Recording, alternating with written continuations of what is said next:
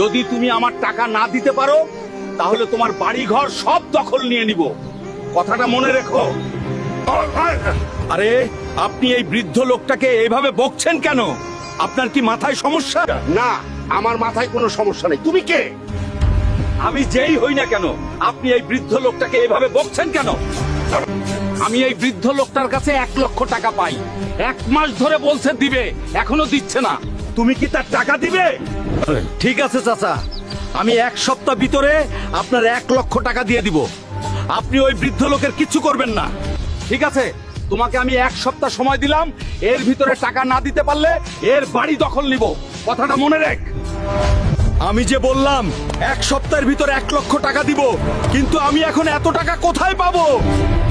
Hulk ভাই, তুমি কি একটা খবর শুনেছো? সাগরের পানির নিচে হীরার টুকরা পাওয়া গেছে।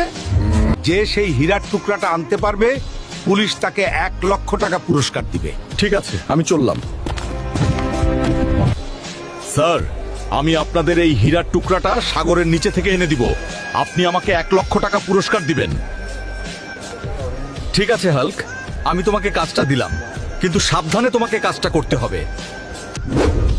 বন্ধুরা, ভিডিওতে লাইক করে চ্যানেলটা সাবস্ক্রাইব আর পেজটা ফলো করে দাও।